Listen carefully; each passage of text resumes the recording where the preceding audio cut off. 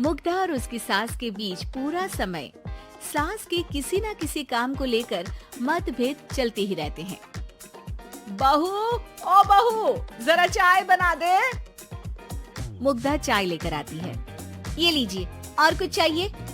अरे नहीं, बस चाय पीने का मन था। जाओ, तुम दूसरा काम करो। चाय पीने के थोड़ी देर बाद सास दोबारा मुग्धा को आवाज लगाती है। अरे बहू रे, आओ बहू, जरा हलवा तो बना दे, मीठा खाने को मन हो रहा है। इसी तरह मुग्धा की सास पूरा समय कोई ना कोई काम बताकर उसे रसोई से बाहर तक निकलने नहीं देती। कभी चाय, कभी हलवा, कभी पानी तो कभी दूध, हर समय खाने को चाहिए और उसके लिए अपने हाथ पैर बिल्कुल नहीं हिलाने। परेशान किया हुआ है इन्होंने।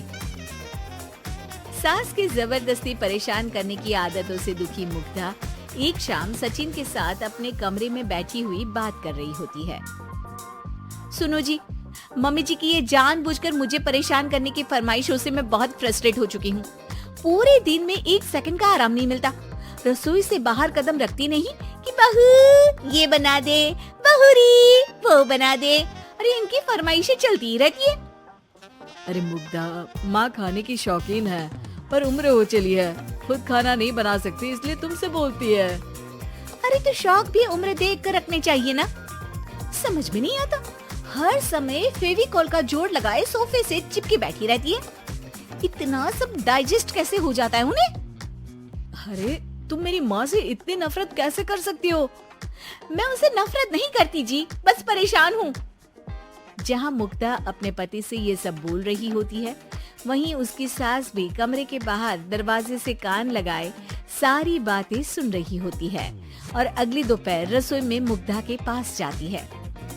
बहू, आज ना मेरा कुछ मसालेदार खाने का मन है। तो चाय बना दो, मुझे बहुत पसंद है। अरे ना, ऐसा कर लिट्टी चोखा बना ले। और हाँ, जितना मसाला बातों में मिलाकर पति को सुनाती हो ना, सब्जी में भी वैसे ही डाला करो, खाना स्वादिष्ट बनेगा। सास की बात सुनकर मुग्धा हैरान रह जाती है। मतलब अब पूरा समय मुझ पर हुक्म चलाने के साथ बंद कमरे में हुई पति पत्नी की बीच की बातें भी सुनती है। अरे बात जब मेरी थी तो सुनने में क्या दिक्कत है? ये कहकर सास वहाँ से चली जाती है। अरे अब तो हद पार हो गई, इस तरह से तो ये मेरा जीना मुश्किल कर देंगी। मुग्धा सास की हरकतों से परेशान उसका हल सोचने लगती है और इसी तरह कुछ दिन बीत जाते हैं, जिसमें सास का जन्मदिन आता है। मुग्धा बहुत खुशी के साथ अपनी सास को एंड्रॉइड मोबाइल गिफ्ट करती है। मम्मी, आपको सबसे बात करने के लिए बहुत दिक्कत होती है ना? कभी सचिन तो कभी मुझे बोलना पड़ता है, पर इस मोबाइल से आपको कोई दिक्कत नहीं होगी।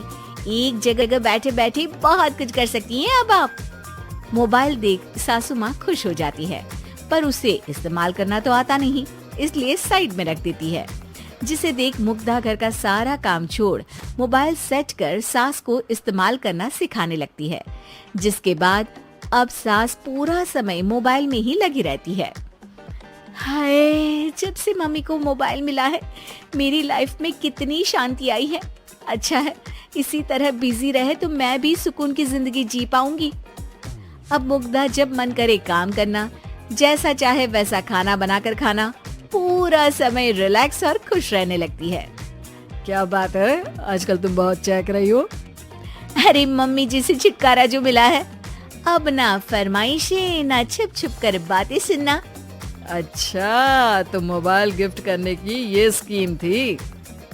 इसी तरह दिन बीतते हैं और अब मोबाइल पर लगी सास फरमाइशों की जगह सवालों के लिए बहू को आवाजें लगाना शुरू कर देती है।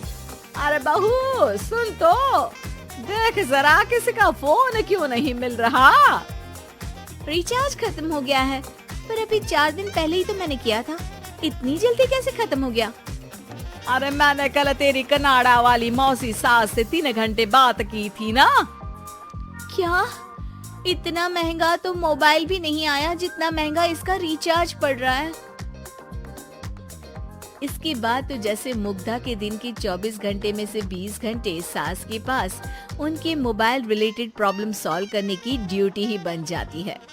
अरे मुग्धा, ये मोबाइल में अचानक तेरी मौसी सास की शक्ल क्यों दिखने लगी? और ये तो हिल भी रही है। मम्मी, ये गूगल डुओ का वीडियो कॉल है। इसमें आप बात करने के साथ एक दूसरे की शक्ल भी देख सकती हो। अच्छा, ये तूने मुझे पहले क्यों नहीं बताया? अब बताने के लिए पहले नहीं बताया। इसी बीच सचिन भी वहाँ जाता है और सास अपनी वीडियो कॉल में बिजी हो जाती है। क्यों, सास बहू में क्या गपशप चल रही है? इसे गपशप नहीं, दिमाग का दही होना बोलते हैं। पर तुम तो मम्मी को मोबाइल देकर बहुत खुश थी, फिर क्या हुआ? हाँ, उसका सुकून भी कुछ ही दिन मिला। अब घर के टंटे खत्म हुए तो मोबाइल की टिंग टिंग शुरू हो गई। देखो भाई, कुछ पाने के लिए कुछ खोना तो पड़ता है। आखिर तुमने मोबाइल अपने फायदे के लिए ही तो दिया है, तो फिर सवालों के जवाब भी देने पड़ेंगे, क्योंकि जब तक उनके हाथ में ये फुथरू रहेगा, तुम्हारी लाइफ में प्राइवेसी और सुकून रहेंगे। कहने का मतलब है अगर इससे प्यार बढ़े तो दाग अच्छे हैं।